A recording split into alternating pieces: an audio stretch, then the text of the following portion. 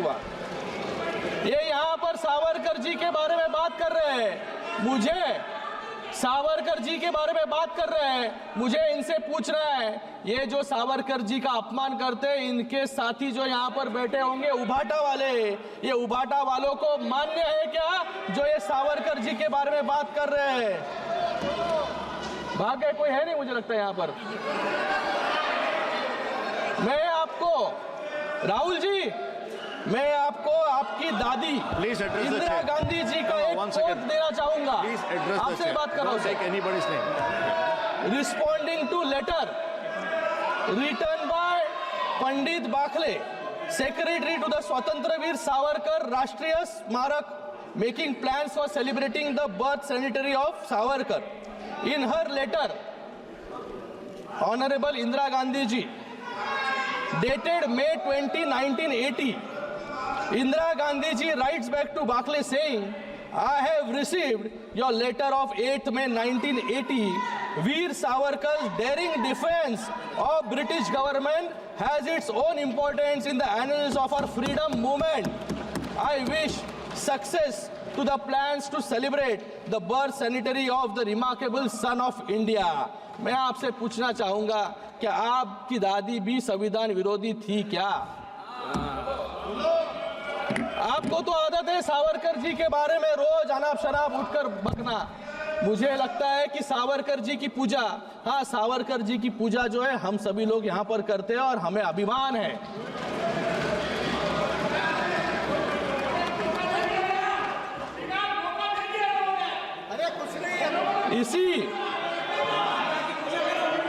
इसी संविधान ने आज हम यहाँ पर संविधान पर चर्चा कर रहे हैं, आज हम यहाँ पर बैठे हैं, ये सब श्रेय जो है इस संविधान का है।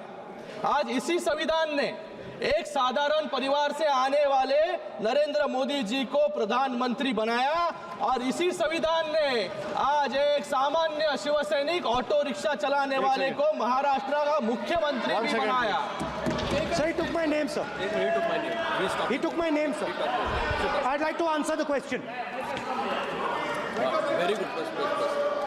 I will give you a chance, sir. इसी संविधान ने कांग्रेस पार्टी को 400 से 40 पर लाकर खड़ा कर दिया और इसी संविधान की ताकत महाराष्ट्र की लोगों ने। I'm talking to him. I'm not ending, sir. Sir, I will certainly give you the chance.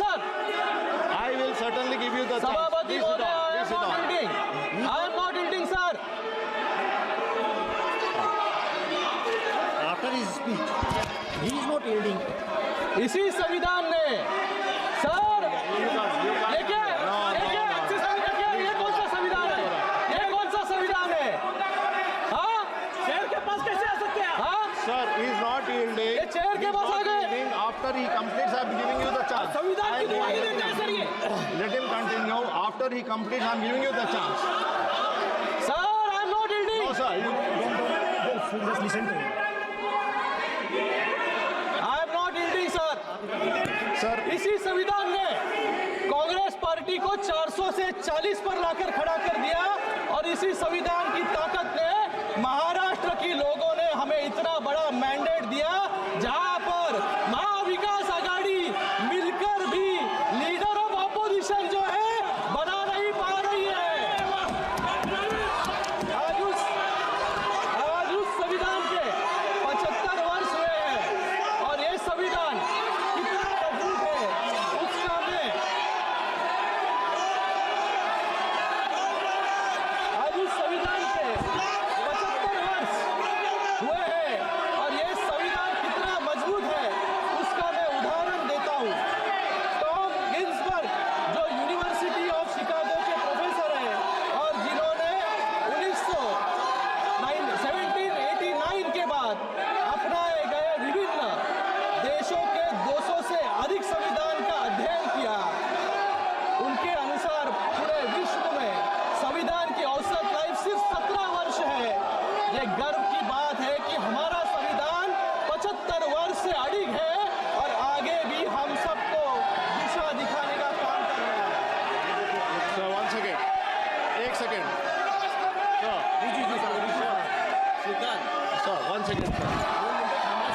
बोलने हम अपोज देंगे तो वही तो बोल रहा हूँ, मैं बोल रहा हूँ, वही मैं बोल रहा हूँ, वही मैं बोल रहा हूँ। आपका बात एक मिनट, आपका बात कोई बोल रहा हूँ, अरे यार आपका बात कोई बोल रहा हूँ, सुनो ना सर। सर जो सिस्टम है, जब मेंबर बोल रहे हैं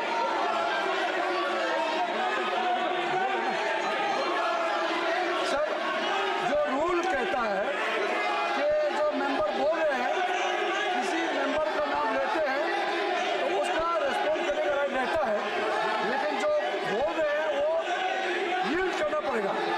जब वो यील्ड करेंगे तो राहुल गांधी जी को जरूर बोलने का मौका मिलेगा।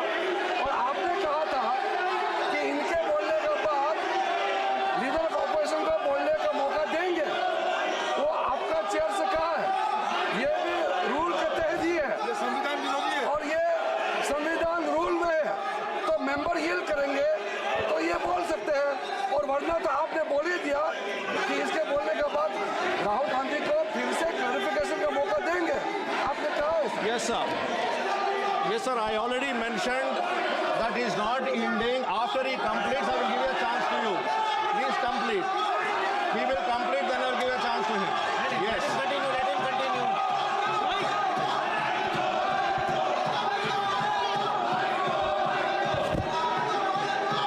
यह है इनकी संवैधानिक प्रक्रिया सर।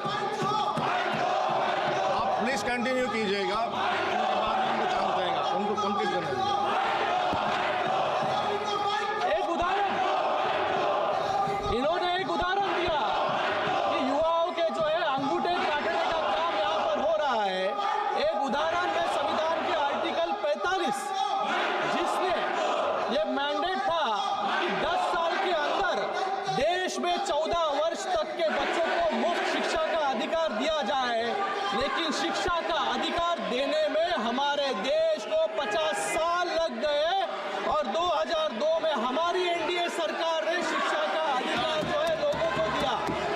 बच्चों के अंगूठे काटने का काम क्योंकि बाबा साहेब अम्बेडकर कहते थे कि शिक्षा जो है शेरनी का दूध है, जो पिएगा वो दहाड़ेगा। लेकिन कांग्रेस को अंगूठे छाप लोग चाहिए थे, लोगों को पढ़ा लिखाने में उनको इंटरेस्ट नहीं था, जिससे लोग आगे बढ़े। आज हम गर्व करते हैं कि एक मजबूत लोकतंत्र, जिसका एक कारण है हमारा संविधान, संविधान ने कैसे भारत को सुरक्षित रखा, उसके लिए आप सिर्फ अपने पड़ोसी देशों को देखिए। श्रीलंका ने अपना संविधान I'm again 3 बार appealing बदला, to you. He is Pakistan making ने his speech. 6 Let him बार, complete his speech. नेपाल ने 5 बार, और बांग्लादेश ने जो हाल हो रहे हैं, ये संविधान को कमजोर करने के एग्जाम्पल्स हैं। जब हम संविधान की बात करते हैं तो उसकी चर्चा महात्मा गांधी जी और डॉक्टर बाबा साहेब अम्बेडकर के बिना नहीं हो सकती। इन्होंने तो डॉक्टर बाबा साहेब अम्बेडकर का नाम तक नहीं लिया, क्योंकि डॉक्टर बाबा साहेब अम्बेडकर से इनका विरोध जो है पहले से चल रहा था। डॉक्टर बाबा साहेब अम्बेडकर जी को 2 बार हराने का काम इसी कांग्रेस ने किया। इसलिए कांग्रेस के संदर्भ में कुछ शब्द महात्मा गांधी जी ने मेंशन किए थे, मैं यहाँ पर कहना चाहूंगा। महात्मा गांधी जी ने जनवरी 27, 1948 को यह लिखा था, कांग्रेस हैज, ये सुन लीजिए कांग्रेस वालों, Congress has outlived its use in its present form, should be disband and flower into a लोक सेवक संघ। और डॉक्टर बाबा साहेब अम्बेडकर जी ने भी वाटर 1948 में एक पत्र लिखा था, जिसमें ये कहा था कि Congress, which is a combination of all bad and self-seeking elements in the society who agreed on no social or moral principles governing the life of the society, such a body is unfit to govern a country। ये मैं नहीं, doctor Baba Saheb Ambedkar ji के शब्द हैं। Sir, kindly conclude your speech. So concluding, sir. आज doctor Baba Saheb my life with doctor B.R. Ambedkar, जो बाबा साहेब अम्बेडकर की पत्नी सविता अम्बेडकर जी की ऑटोबायोग्राफी है, उसमें उन्होंने बताया है कि कैसे कांग्रेस और कम्युनिस्ट ने मिलकर 2 बार डॉक्टर बाबा साहेब अम्बेडकर जी को गिराने का काम किया, और उसी के साथ में डॉक्टर बाबा साहेब अम्बेडकर को 40 साल डॉक्टर बाबा साहेब अम्बेडकर जी को 40 साल लग जाओ गए। सीट पे। आप सदन चलाना चाहते हैं, सीट पे जाए बोल। हाँ, हाथ दे रहे आप सीट पे जाइए, सीट पे जाइए, सीट पे जाइए, आप सीट पे जाइए। हाँ, पॉइंट ऑफ ऑर्डर जाके सीट पे। वेणुगोपाल जी सबको बिठाइए, फिर सीट पे, फिर पॉइंट ऑफ ऑर्डर दूंगा आपको, फिर पॉइंट ऑफ ऑर्डर दूंगा। पॉइंट ऑफ ऑर्डर वेणुगोपाल जी, वो आपको एक मिनट आप जाइए सीट पे, सदन आउट। हाँ, जाइए सीट पे जाइए, सीट पे। आप नारे बजाना लगा चाहते हो, उनको पॉइंट ऑफ ऑर्डर सुनना चाहते हैं तो सीट पे जाइए। हाउस ऑर्डर में आएगा, मैं पॉइंट ऑफ ऑर्डर दे रहा हूं। जाइए सीट पे, जाइए। हाँ, मैं पॉइंट ऑफ ऑर्डर दे रहा हूं उनको। हाँ, जाइए, आ जाइए। पहले पॉइंट ऑफ वेणुगोपाल जी, आप पॉइंट ऑफ ऑर्डर उठा दीजिए। नंबर सीट नंबर बोलिए।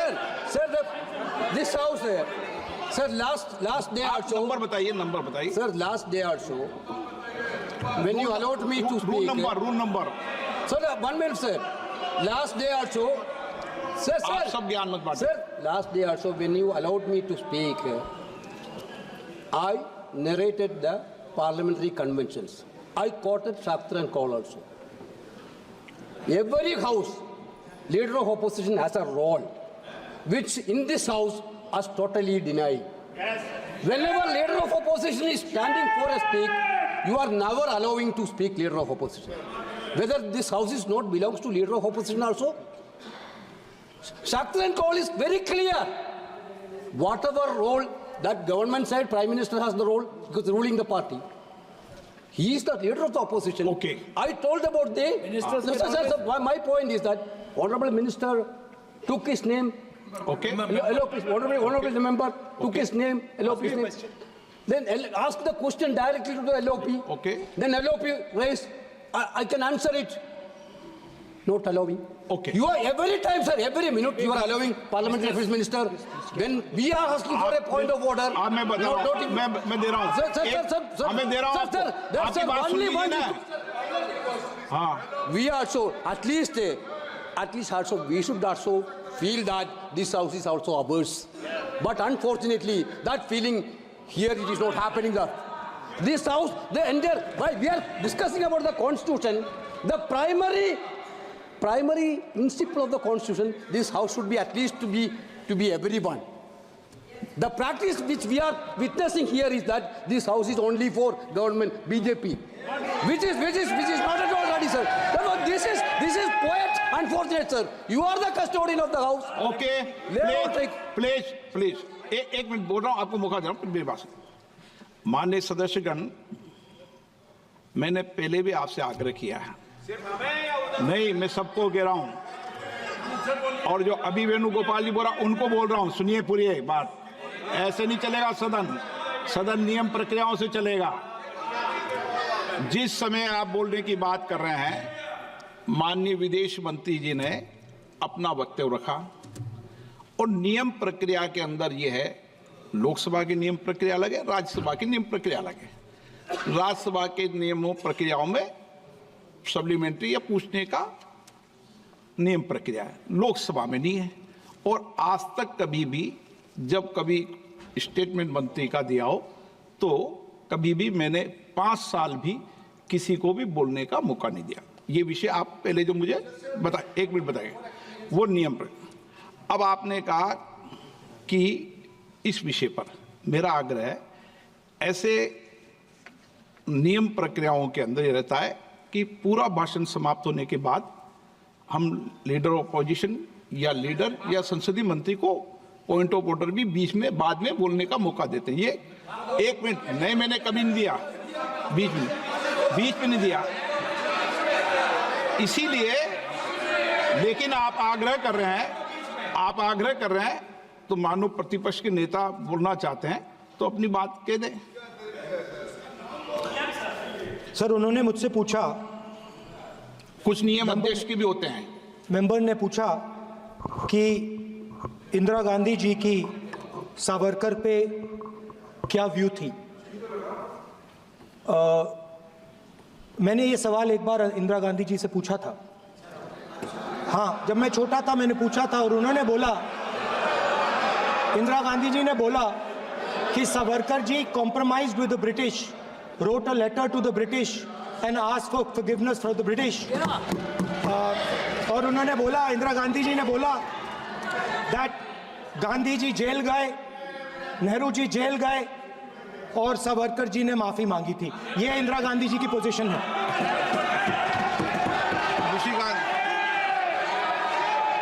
एक नाथ शिंदे जी वो बोलेंगे, महाराष्ट्र के ज्यादा सावरकर जी को जानते हैं, कोई आपको पता चलेगा कि आप बोले, बताएं आप। मैंने सिर्फ इंदिरा जी ने जो लेटर सेक्रेटरी को, पंडित बाखले सेक्रेटरी जो सावरकर राष्ट्रीय स्मारक के सेक्रेटरी है, उनको जो लेटर लिखा था, वो लेटर को कोट करने का काम जो है मैंने किया है। वहां पर कुछ भी सवाल उनको मैंने पूछा नहीं, ये बताने का काम उनको मैंने किया था। और जो आप अच्छी डिबेट करो संविधान पर, क्या है? देखो, हम लोग संविधान पे ही बात कर रहे हैं सर। उठ के मत जाओ, सुन नहीं रहे। आप ऐसे नहीं किया, आप मुझे बोलिए सर कंटिन्यू करूं? आप कंटिन्यूस करो। आज मैं इस सदन में एक महत्वपूर्ण घटना, ये यहाँ पर संविधान के बारे में कंटिन्यूसली हाथ में बुक लेकर लोकसभा के वक्त फेक नैरेटिव फैलाने का काम इन्होंने किया। बीच में तो संविधान की किताब सिर्फ कवर था, अंदर पेजेस जो है ब्लैंक थे, क्योंकि संविधान का इस्तेमाल सिर्फ लोगों का वोट बटोरने के लिए इन्होंने किया। मैं आज इस सदन में एक अत्यंत महत्वपूर्ण घटना का उल्लेख करना चाहूंगा सर। 5 मिनट चाहूंगा, सिर्फ 5 मिनट चाहूंगा कि जो संविधान पर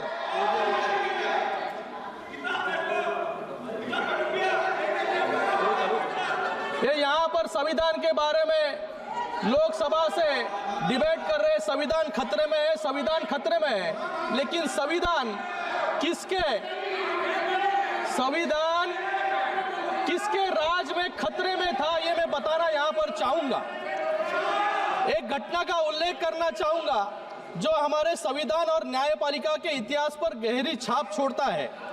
मैं बात कर रहा हूं इलाहाबाद हाईकोर्ट के जस्टिस जगमोहन लाल सिन्हा जी की, जिन्होंने 1975 में इंदिरा गांधी जी को चुनावी भ्रष्टाचार मतलब इलेक्टोरल मैल प्रैक्टिसेस के लिए अयोग्य ठहराने का ऐतिहासिक निर्णय दिया। यह फैसला न केवल साहसिक था, बल्कि न्यायपालिका की स्वतंत्रता और संविधान की रक्षा का प्रतीक भी था। लेकिन इस फैसले को रोकने के लिए कैसे कैसे असंवैधानिक, जो यहाँ पर संविधान के बारे में बात कर रहे हैं, असंवैधानिक हथकंडे अपनाए गए, ये सुनकर आप सभी लोग हैरान रह जाएंगे। जस्टिस सिन्हा को देहरादून से फोन आया और ये फोन खुद इलाहाबाद के चीफ जस्टिस का था। उन्होंने कहा कि ये गृह मंत्रालय के अतिरिक्त सचिव पीपी नायर ने उनसे मुलाकात की और फैसले को जुलाई तक टालने का दबाव बनाया। ये रिकॉर्ड्स पर है, रिकॉर्ड्स पर है। अरे मैं खुद नहीं बोल रहा हूँ, सबके साथ में सामने ये रिकॉर्ड्स पर है, आप रिकॉर्ड देख लीजिए। इतना ही नहीं, जज के निजी सचिव को धमकियां दी गई और जजमेंट के मसौदे को जानने के लिए सीआईडी के एक विशेष टास्क फोर्स को लगाया गया। ये घटना कांग्रेस शासनकाल में न्यायपालिका पर दबाव और संविधान की हत्या का स्पष्ट उदाहरण जो है ये है। ये होता है लाचार सिस्टम जो कांग्रेस ने बना दिया था आपातकाल में, जिसमें ना विपक्ष सुरक्षित थे, ना जनता और न इस देश के जज भी सुरक्षित थे। मुझे यहाँ पर कुछ और भी बातें रखनी थी, लेकिन यहाँ पर समय के कारण मैं अपनी बात संक्षिप्त में खत्म करना चाहूँगा। हमने संविधान संशोधन के माध्यम से one tax one nation one tax यानी जीएसटी लाया, महिलाओं के लिए आरक्षण लाया, ओबीसी कमीशन को संवैधानिक दर्जा दिया, एक अलग एसटी कमीशन बनाया और आर्टिकल 370 को हटाने का काम भी हमने किया, शिक्षा का अधिकार लाया। और आपने क्या किया? आपने 9th शेड्यूल लाके, जिसका क्या उद्देश्य था कि सभी काले कानूनों को लीगल बनाने के लिए जो है आपने आर्टिकल शेड्यूल 9th लाने का काम यहाँ पर किया, जिससे जुडिशियल रिव्यू से आप सभी लोग जो है इम्यून रह जाए। मैं यहाँ पर मेरी बात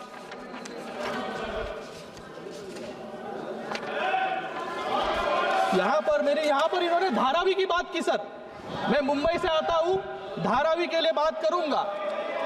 महोदय, आर्टिकल 21 जो भारत के नागरिकों को राइट टू लाइफ देता है, और लाइफ का मतलब सिर्फ जिंदा रहना नहीं, इसमें एक अच्छा और सम्मानजनक जीवन देना भी शामिल है, जिसके लिए हमने धारावी का पुनर्विकास करने की योजना शुरू की। पिछले 50 सालों में जो लोग झुग्गी झोपड़ियों में रहते थे, उन्हें धारावी में अपने अधिकार के नए और पक्के मकान मिलने वाले हैं। मैं सदन को बताना चाहूंगा कि धारावी में दलित, वाल्मीकि, कुंची, कोरवी, नाडार जैसे पिछड़े समाजों की बस्ती है, लेकिन पिछड़े समाजों के लोगों को इनको अधिकार से रोकने का काम ये कांग्रेस के लोग और उनके साथियों जो है मुंबई में कर रहे हैं। मैं आज यहाँ पर बात खत्म करूंगा। 42वें संविधान संशोधन के माध्यम से इंदिरा गांधी सरकार ने लोकतंत्र और विधि के शासन को कमजोर किया। इस 7 से 10 अगस्त 1975 मतलब सिर्फ 3 दिनों में लोकसभा, राज्यसभा और 17 राज्य विधानसभाओं से रिकॉर्ड स्पीड से पारित करवाया गया। रविवार को राष्ट्रपति जी ने इसको मंजूरी दी और अधिकारियों ने उसी दिन उसको नोटिफाई किया। क्यों किया? क्योंकि इसका सिर्फ एक उद्देश्य था, सुप्रीम कोर्ट में इंदिरा गांधी जी के खिलाफ चुनाव याचिकों को खत्म करना था। ये इतनी तेजी से अगर आप शिक्षा और महिलाओं को आरक्षण देते तो आज हमारा देश कहां से कहां पहुंच जाता। This is the greatest misuse and abuse of power and insult to the ideals of Baba Saheb Ambedkar. मैं यहाँ पर मेरी बात अंत में कुछ 4 पंक्तियों बोलकर खत्म करना चाहूंगा। मैं भारत का संविधान हूं, मैं सबको राह दिखाता हूं, समाज के हर वर्ग को उनके अधिकार दिलाता हूं, उलझे न भारत का कोई, सदा प्रयास यह करता हूं, रातों के अंधकार में भी